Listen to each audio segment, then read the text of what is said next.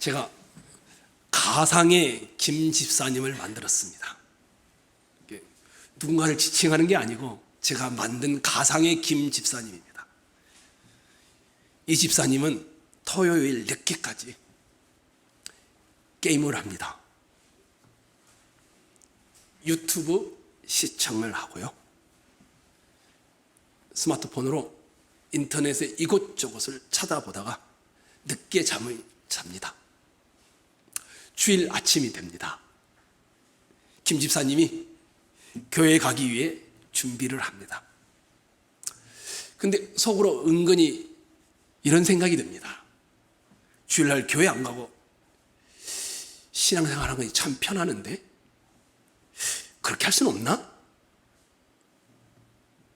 이런 생각을 하고 있는데 작은 아이가 울기 시작합니다. 아내는 보채는 아이를 달래고 교회 갈 준비를 하느라 분주합니다. 근데 아내가 이렇게 말합니다. 애가 열이 조금 있는 것 같아요. 감기인가? 남편인 김 집사님이 말합니다. 심해? 아니, 그냥 조금 열이 있어. 그때 김 집사님 마음속에 가지 않고 그냥 쉬어버릴까? 이런 마음이 들어옵니다. 그런데 김 집사님 갑자기 교회에 가야 한다는 것이 조금 부담스럽고 무겁게 느껴진 것이었습니다. 그때 한성 목사의 얼굴이 떠오릅니다. 예배에 빠지면 말은 하지 않지만 목사님께 괜히 미안할 것 같습니다. 또 마음도 편안하지 않을 것 같습니다.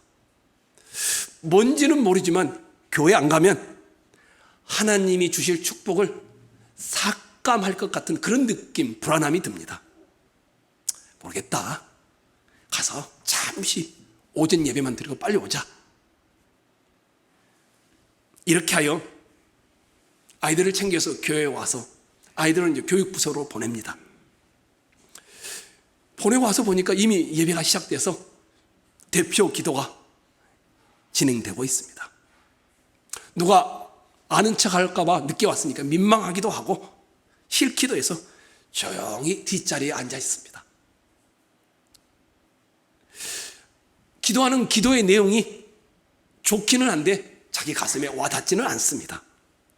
갑자기 앉아 있는데 오늘 오후에 만나기로 한 약속이 떠오릅니다. 거기다 겹쳐서 어제 마치지 못하고 온 일도 생각이 납니다. 예배는 지난주나 그 전주나 오늘이나 순서에 따라 별 다를 바 없이 진행이 되어집니다. 말씀 낭독이 있고 헌금하는 시간이 있고 교회 소식을 알려주고 말씀 봉독이 있으니 한성 목사의 설교가 시작됩니다. 처음에는 조금 기대를 가지고 드려보려고 이제 노력을 합니다. 그런데 나보다 더 늦게 오신 분이 우리 예배당 문을 탁 열고 들어온 겁니다. 예배당 문이 소리가 들리죠. 집중하려고 했는데 집중이 흐트러져 버립니다. 이제 그때부터 설교가 들어오지 않습니다. 주보를 보면서 무슨 내용이 적혀 있나 살펴보기 시작합니다. 근데 여러 내용이 있는데 자기와는 별로 상관이 없는 것 같습니다. 갑자기 예배가 언제 끝나지? 벌써 11시 35분이네? 이런 생각이 듭니다. 김 집사님은 앉아서 설교를 하고 있는데 다음 주에 할 일들을 다 머리로 정리하기 시작합니다. 그런데 갑자기 그때 한성 목사가 무언가를 강조하려는지 크게 소리를 지른 겁니다. 사람들이 다 쳐다봅니다. 자기도 쳐다보지 않을 수가 없어서 쳐다를 보고 있습니다. 네, 마음과 생각은 다른 데가 있습니다. 왜냐하면 이미 설교의 흐름을 놓쳤기 때문입니다. 지루했지만 시간이 흘러서 축도의 시간이 다가왔습니다. 예배가 끝난 겁니다. 그런데 마음이 편합니다. 이렇게 와서 예배하고 가니까 그나마 괜찮습니다. 그리고 약속으로 정심을 먹기 위해 인사를 하고 나갑니다. 가상의 김 집사님의 와서 예배의 모습을 제가 담아봤습니다. 혹시 여러분 중에 나도 그럴 때가 있었는데, 혹시 이런 분이 안 계실까요? 나도 엉뚱한 생각을 하고 앉아있기는 한 적이 참 많았었는데, 이 가상의 김 집사님을 생각하면 어떤 생각이 여러분에게 떠오르시나요? 이 김 집사님에게는 예배 시간에 어떤 일도 일어나지 않습니다. 예배의 순서 속에 앉아 있었고 거의 모든 순서 속에 참여했지만 새처럼, 박제된 새처럼 그냥 시간이 흘러가서 끝나고 그 자리를 떠나고 만 것이었습니다. 여러분과 저는 예배를 드릴 때 어떤 일들이 내 속에서 일어날까요?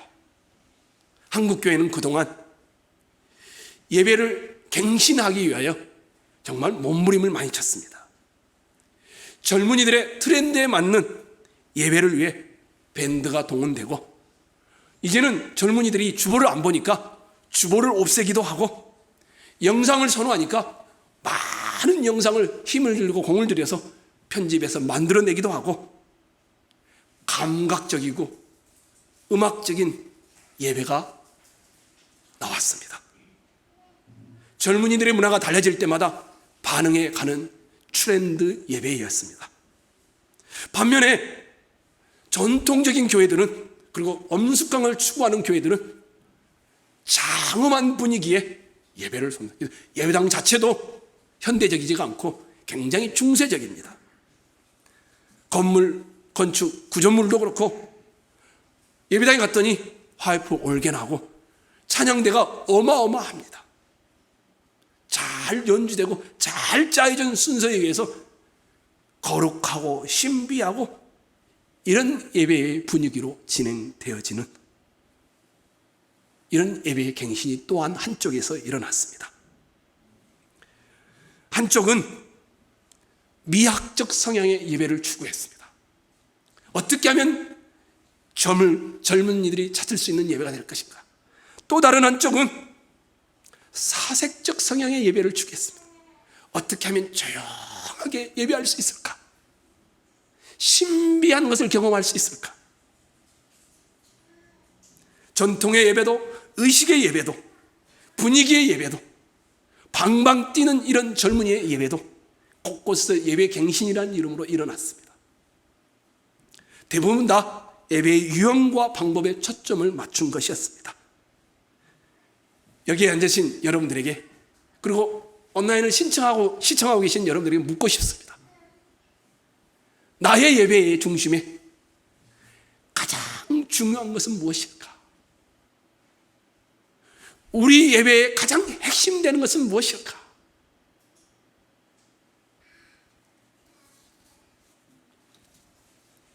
예수님은 니고데모를 만났습니다. 그리고 예수님은 사마리아 수가성의 한 여인을 만났습니다. 니고데모는 성공한 사람을 대표하는 인물입니다. 국회의원이죠. 유대의 지도자이죠. 똑똑하기로 유명한 사람이었습니다. 게다가 얼마나 종교적인지 이스라엘의 선생이라 불려지기도 했습니다. 반면에 사마리아 수가성의 이 여인은 실패한 사람의 대표입니다.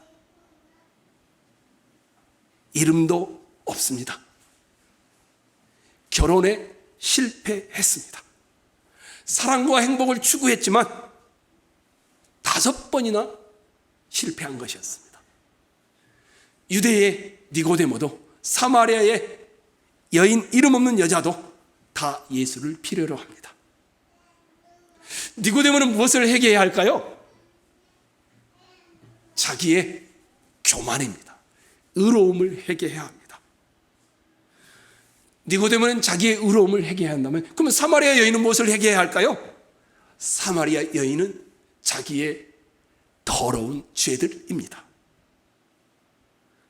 우리가 주님을 만나면 두 가지 회개가 일어납니다. 하나는 내가 얼마나 교만했는가. 자기가 교만한 것을 알게 되면 자연스럽게 자기의 죄악들이 보이기 시작합니다. 자기의 더러운 죄들을 회개하게 되어집니다. 이 둘 다는 자기의 의로움과 자기의 더러움은 내가 얼마나 내 중심으로 살았는가, 내 인생에 반복해서 나는 나를 중심으로 살아왔다는 것을 알고 회개하게 되어집니다.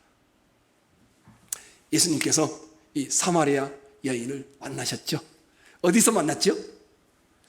우물가에서 만났습니다. 이 여인은 사람들이 안 오는 그 시간에 낮 12시에 물을 마시기 원해서 길으로 왔습니다. 그런데 예수님이 이 여인에게 말을 걸어서 목마르지 않을 영원한 물에 대하여 말씀합니다. 처음에는 물에 대하여였는데 나중에 가서는 남편에 대한 이야기로 바뀌어집니다. 나에게 영원히 목마르지 않는 생수를 주십시오. 여인이 이렇게 말을 합니다. 더 이상 여기까지 와서 물을 길러고 가고 이러지 하고 싶지 않습니다. 그랬더니 예수님이 생수를 주기 전에 이런 말을 합니다. 내 남편을 불러와라. 이 여인은 이미 말씀드린 대로 몇 번 실패했습니까? 5번 실패했습니다. 결혼에 6번째 남자와 살고 있는데 이 6번째 남자도 만족하지를 않습니다. 그래서 자기 남편이 아니라고 합니다. 예수님이 이 여인에게 내 남편을 데려와라, 이 말을 했던 이유는 뭐냐면 이런 것이었습니다. 가장 수치스럽고 가장 부끄럽고 감추고 싶은 죄를 드러내는 이유는 내 죄를 가져와라, 내 죄의 명백한 증거인 남편을 내게 데려와서 내 죄를 일일이 밝혀라, 이런 것이었습니다. 왜 예수님은 목마르지 않는 생수를 원하는 이 여인에게 숨기고 싶고 더럽고 수치스러운 그 죄를 밝히고 있을까요? 왜냐하면 이 여인이 생수를 못 마시게 하고 있는 원인이, 영원한 생수를 못 먹게 하고 있는 원인이 바로 그의 남편들이었기 때문입니다. 다른 말로 하면 그의 목마름의 근원이 그가 현재 추구하고 있는 우상이었기 때문이었습니다. 예수님이 자기의 죄를 지적하자 여인이 와, 당신은 선지자입니다. 구약의 선지자를 떠올렸던 것 같습니다. 죄를 지적하고 선포하고 회개케 하는 그 선지자를 떠올렸어요. 아니면 신명기에 나오는 선지자 중에 선지자라고 했던 모세의 예언을 떠올렸는지도 모릅니다. 그러시면서 예수님이 이 여인과 함께 예배에 대한 대화로 옮겨가게 되어집니다. 영원히 목마르지 않는 생수, 아무리 욕망을 가지고 추구해도 끊임없이 가란 인생에게 영원히 목마르지 않을 방법이 무엇인지를 서로 대화하는 것이었습니다. 고통스럽고 숨기고 싶은 죄를 결혼 생활의 남편에 대한 이야기에서 예배에 대한 이야기로 넘어가는 이유는 뭘까요? 한 가지입니다. 생수를 마시기에 못하게 하는 이 여인의 예배의 대상은 남편이었기 때문이었습니다. 왜 남편의 이야기에서 예배의 이야기로 넘어가냐면 이 여인은 남편을 숭배하고 있지는 않은데 남편을 통한 무언가를 숭배하고 있었기 때문에 예수님은 이 여인에게 예배의 대상을 바꾸어 주려고 하는 의도였습니다. 이 여인의 우상은 뭘까요? 이 여인은 말하지 않지만 남편입니다. 이 여인은 남편을 통하여 행복을 주겠습니다. 이 여인은 남편을 통하여 사랑을 추구했습니다. 이 여인은 남편을 통하여 안정감을 추구했습니다. 겉으로는 남편을 예배하지 않았지만 이 여인의 속에는 5번이나 그리고 6번째 남자와 살고 있는 것을 보면 남편을 통한 인생의 만족을 추구했던 여인이었습니다.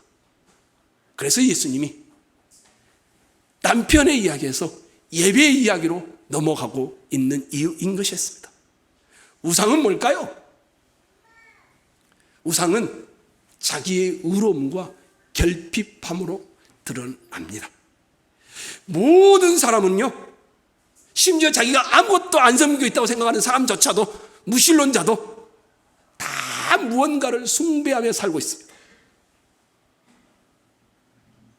이 여인은 남편을 통해서, 남편이라는 사람을 통하여 안정감과 행복감, 사랑을 예배의 대상으로 삼았던 것입니다. 그런데 그것은 사람에게서 얻을 수가 없습니다. 우리는 다 무언가를 예배하며 살아갑니다. 모든 사람은 자기가 예배하지 않고 있다라고 해도 예배합니다. 어떻게 할까요? 목사님, 저는 안 그러는데요? 여러분이 언제 가장 화를 내는지 한번 봐보십시오. 언제 가장 마음이 절망하고 있는지 한번 봐보십시오. 그것이 여러분의 우상입니다. 그것이 여러분의 예배의 대상입니다. 내가 화를 내고 있는 게 뭔가? 내가 지금 절망하고 있는 게 뭔가? 그것을 여러분은 섬기고 있는 것입니다. 미국의 데이비드 포스터 윌리스라는 아주 유명한 소설가가 있습니다. 심지어 이분은 미국의 근대 문학을 완전히 바꿔놓았다 할 정도로 그렇게 유명한 분입니다.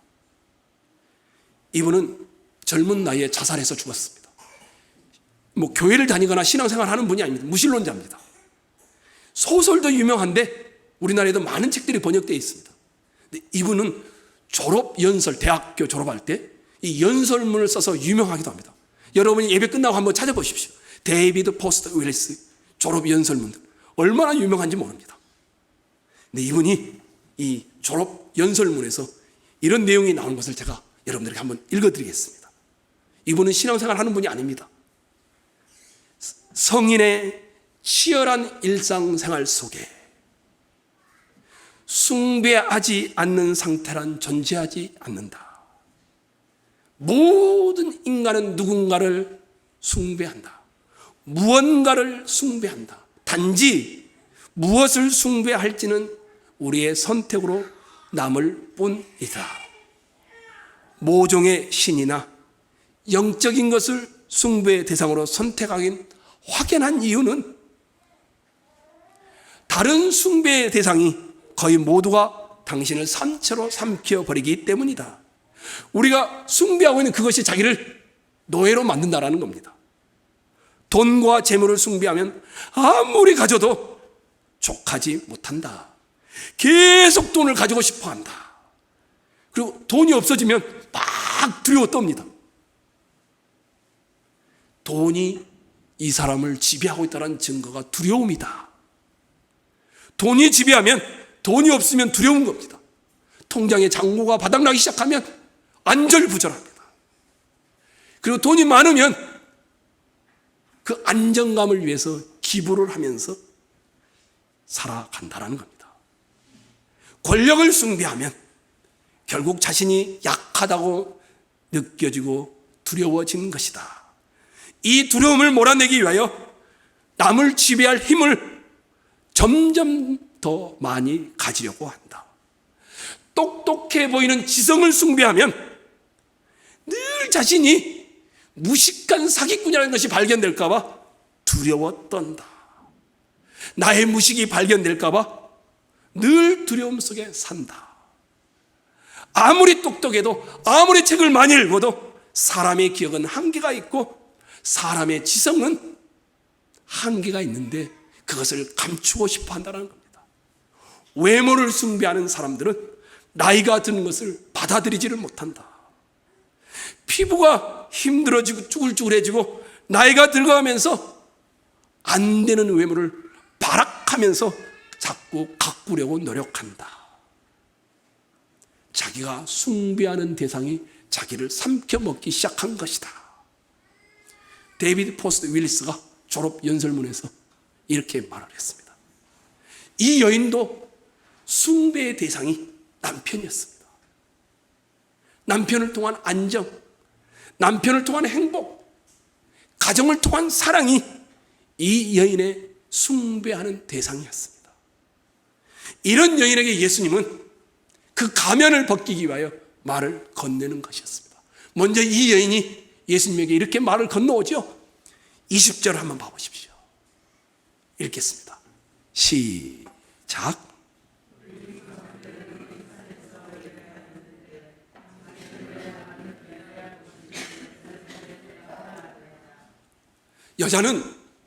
이 여인은 두 가지 이야기를 하죠. 우리 조상들은 옛날 전통에 매여 있습니다. 우리 조상들은 옛날부터 해왔던 전통에 매여 있습니다. 우리 조상들은 이 산에서 예배하였는데, 둘째로 이 여자는 장소에 매여 있습니다. 우리 조상들은 이 산에서 예배하였는데 당신들의 말은 예배할 곳이 예루살렘에 있다 하더이다. 어느 장소가 더 예배하기 좋은가? 이런 겁니다.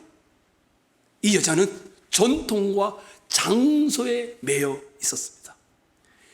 전통과 장소를 가지고 자기를 부각시키고 자기가 참된 예배자라는 것을 드러내려고 하는 것이었습니다. 인간의 전통과 장소를 중시하는 사마리아 여자에게 나타나는 가장 큰 문제는 뭘까요? 예수님이 이 여인을 사랑하여서 가르쳐 줍니다. 21절이죠. 읽겠습니다. 21절. 시작.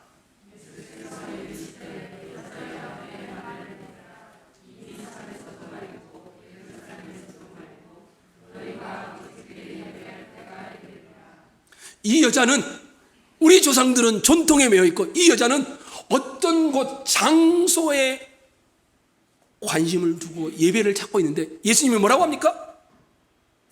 예수님은 전통이나 장소가 중요하지 않다. 예수님은 너희가 아버지께 예배할 때가 이르리라. 예수님의 관심은 예배의 대상이 누구냐 이겁니다. 아버지께 예배할 때가 이르리라.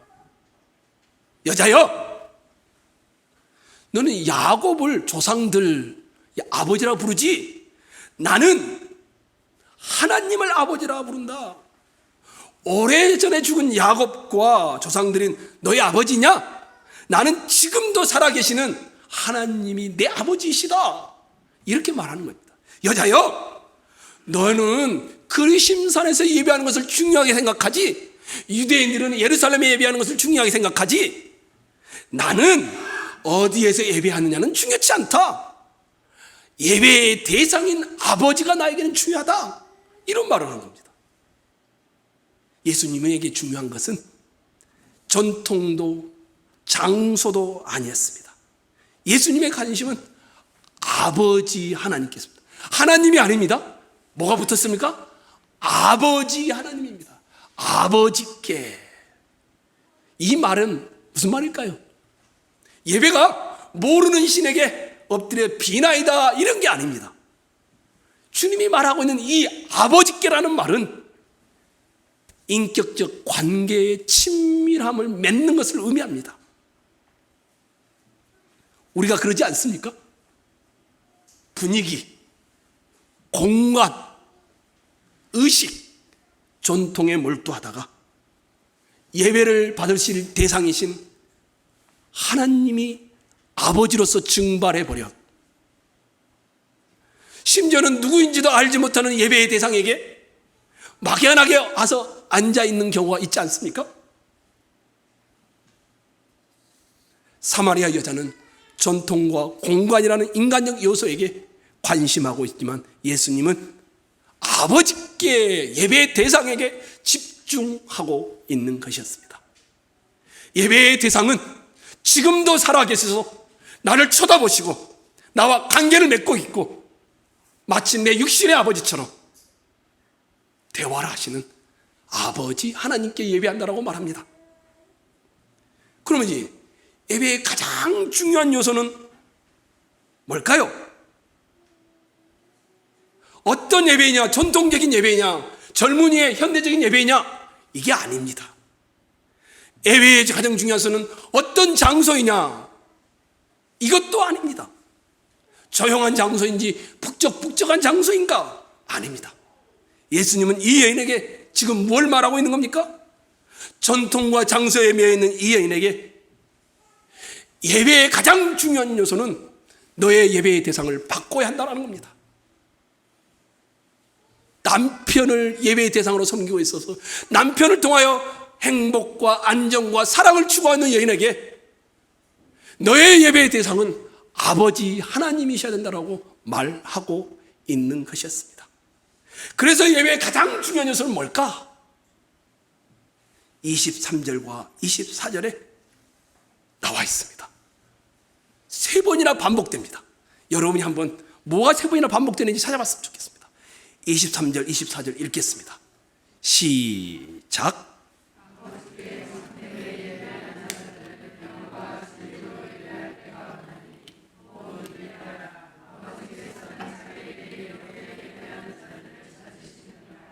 예배의 핵심, 예배의 가장 중요한 것, 이건 뭐라고 합니까? 아버지께 참되게 예배하는 자들은,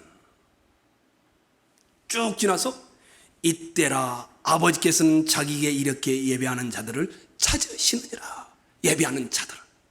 또 지나서 하나님은 영이시니 예배하는 자가 신령과 진정으로 예배할지니라.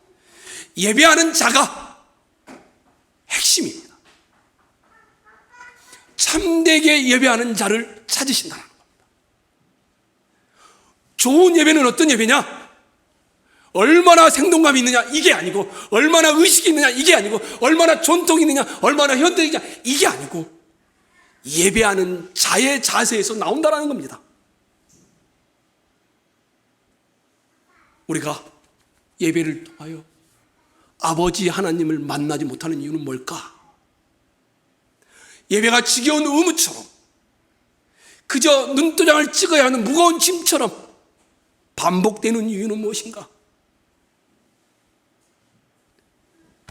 예배자의 영적 상태 때문이라는 겁니다. 이 여인은 예배의 대상을 잃어버렸습니다. 전통 때문도 아니었고 장소 때문도 아니었습니다. 이 여인의 예배의 대상은 남편을 통한 행복과 안정과 사랑이었습니다. 그렇다면 어떻게 하는 것이 살아있는 예배인가? 어떻게 하는 것이 참된 예배를 드릴 수 있는가? 어떻게 하면 예배의 회복이 일어나는가? 예배자가 바뀌어야 합니다. 예배자가 준비되어야 합니다. 예배의 중심은 예배자 한 사람 한 사람이 바뀌지 않는 한에는 아무리 좋은 순서를 가지고 있어도 예배는 좋은 예배가 될 수 없습니다. 그럼 어떻게 하면 예배자가 바뀔 수 있는가? 다시 23절 봐보십시오. 이상합니다. 아버지께 예배하는 자들은 이렇게 하지 않았습니다. 그 가운데다 뭘 넣어놨습니까? 참되게. 우리 예수님도 모두가 다 예배하고 있는데 참된 예배를 드린 사람이 있고 거짓된 예배를 드린 사람이 있다고 말하는 겁니다. 아버지께 참되게 예배하는 자, 자기에게 이렇게 참되게 예배하는 자를 찾으신다라고 합니다. 너무 분명하죠. 예배당에 나와서 예배 시간에 참석하고 간다고 할 때 그 자체가 예배를 드리고 가는 것이 아닐 수도 있다는 겁니다.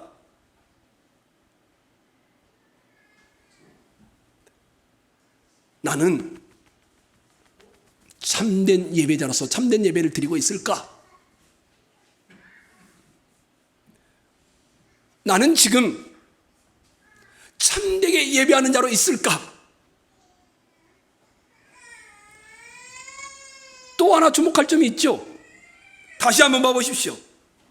아버지께 참되게 예배하는 자들은 영과 진리로 예배할 때가 오나니 곧 이때라. 아버지께서는 자기에게 이렇게 예배하는 자들은 뭐한다? 참되게 예배하는 자를 주님이 있는가를 찾으신다는 겁니다. 찾고 계시다는 겁니다. 자기에게 이렇게 참되게 예배하는 자들을 찾고 계시는 하나님 아버지시라는 겁니다. 모두가 다 앉아 있는데 모두가 다 참된 예배를 드리는 것이 아닐 수 있다는 겁니다. 불꽃 같은 눈으로 이 자리에 앉아 있긴 하지만, 영상을 통하여 시청하고 있긴 하지만 참된 예배를 드리고 있는지를 보신다라는 겁니다. 그러면 어떻게 해야 참된 예배자가 될 수 있을까요? 예배의 핵심은 참된 예배자가 되는 건데 어떻게 해야 참된 예배를 드릴 수 있을까요?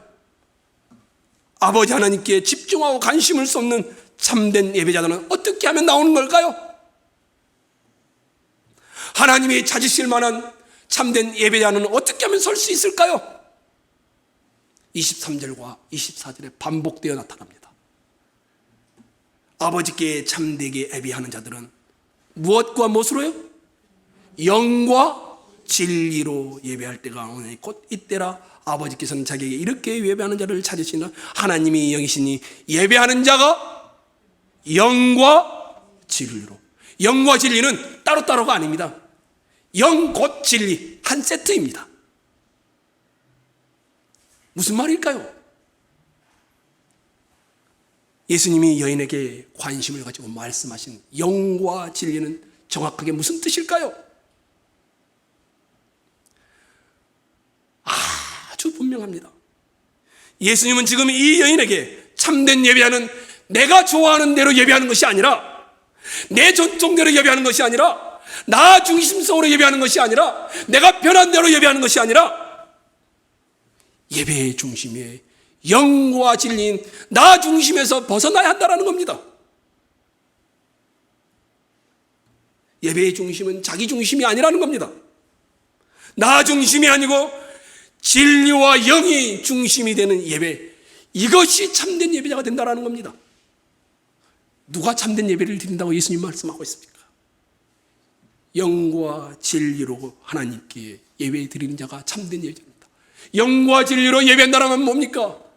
내가 중심이 아닌 성령의 역사로 일어난 진리의 말씀이 중심이 되는 것을 의미합니다. 나 편한 대로, 내 생각대로, 내가 좋아하는 대로 예배가 아니라는 겁니다. 그런 예배는 또 다른 자기를 버리지 않는 우상을 예배하고 있는 것이 됩니다. 예수님은 우리에게 예배의 대상을 바꾸고자 무척이나 예를 쓰셨습니다. 기억나실까요? 십자가를 지기 바로 전에 겟세마네 동산에서 예수님이 이렇게 말씀하셨습니다.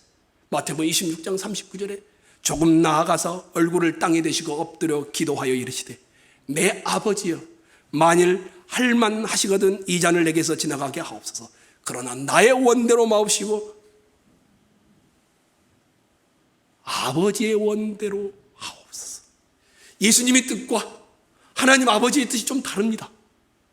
예수님은 가능하다라면 이 고통의 십자가를 지고 싶지 않다라고 고백합니다. 그렇지만 아버지의 뜻에 순종하겠다라고 합니다. 오늘날에는 이런 마음이 없는 겁니다. 예배에 하나님의 음성이 들려오지 않는 이유가 뭘까? 예배를 통하여 간증이 일어나지 않는 이유가 뭘까? 왜 영적 침체가 일어나는가? 자기가 중심에 있기 때문입니다.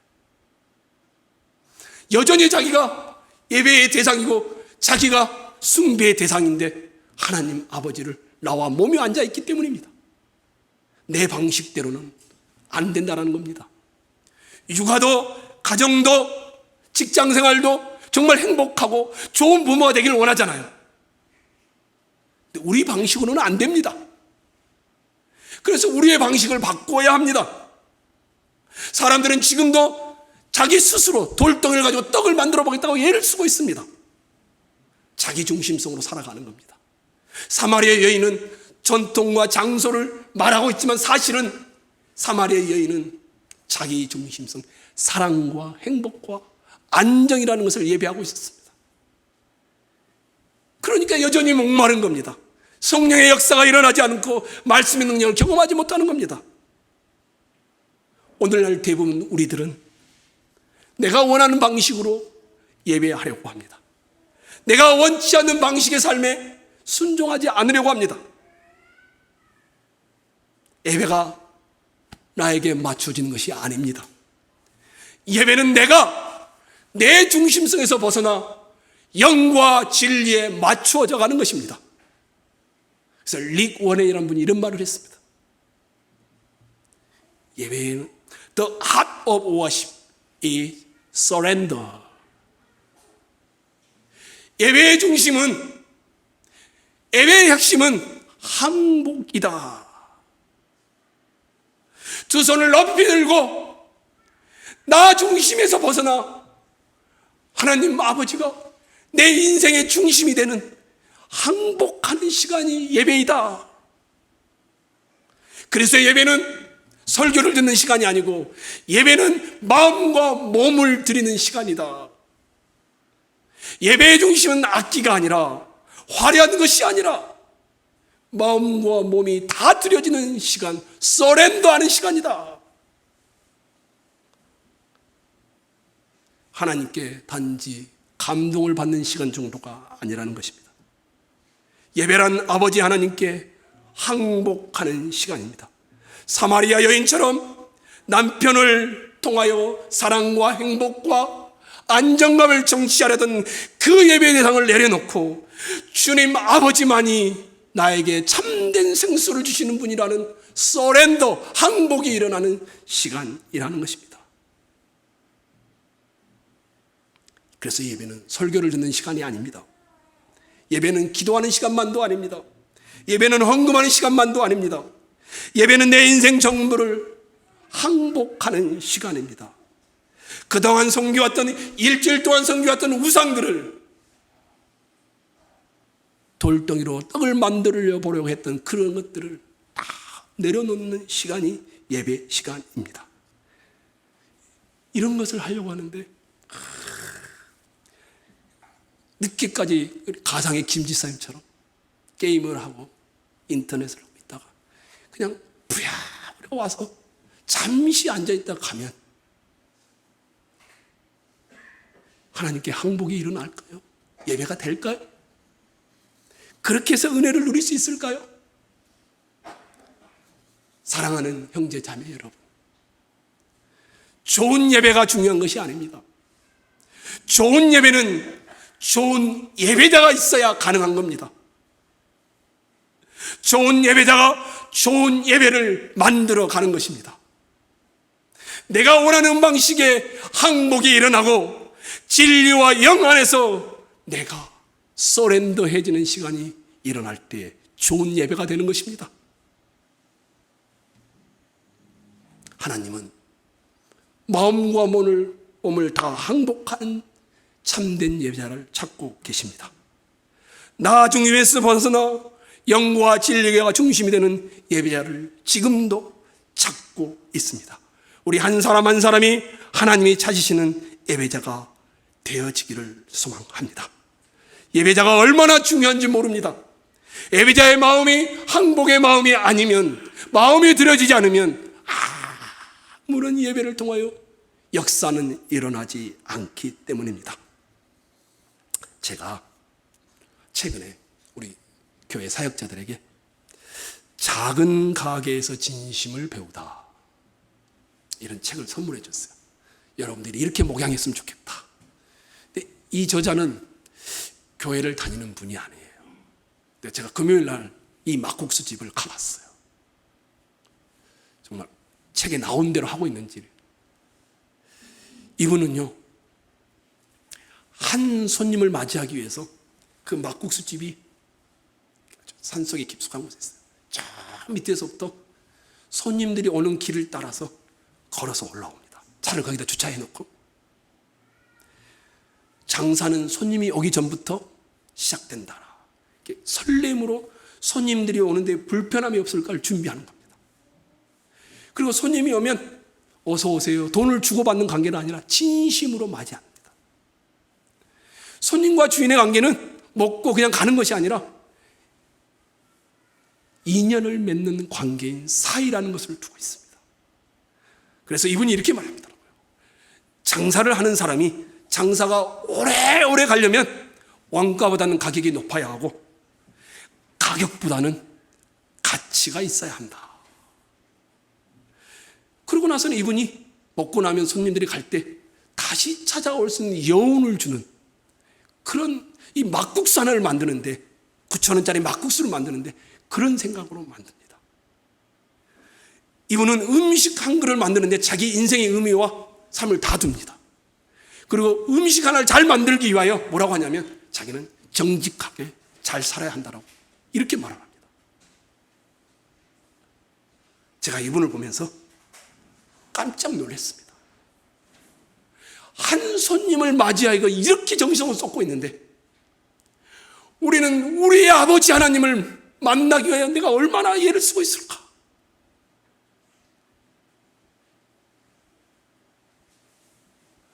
하나님 아버지를 만나 내 예배사의 대상을 바꾸고 하나님 아버지께 나아가 나는 그분과 친밀한 교제를 나누기 위해서 토요일을 어떻게 보내고 일주일을 어떻게 보내고 있는가를 돌아보게 되었습니다. 하나님 앞에 진심의 마음과 몸을 들여 항복한 자만이 다른 사람이 얻지 못하는 기쁨을, 행복을, 안정감을, 사랑을 누릴 수 있습니다. 참된 기쁨은 그래서 참된 예배자는 훈련되어져야 합니다. 예배 시간 전에 와서 기도로 준비를 하고 성경을 다 쳐놓고 이 예배 시간을 통하여 아버지 하나님을 만나기 위하여 잘 준비된 자로 서지 않고 그저 왔는데 예배에서 은혜를 누릴 수 있다. 불가능합니다. 만약 그렇게 예배에서 은혜를 누린다면 그것은 사탄의 역사일 확률이 높습니다. 사랑하는 성도 여러분, 좋은 예배는 좋은 예배자가 만들어냅니다. 여러분과 제가 참된 예배자로 서 있기를 주의 이름으로 축원합니다.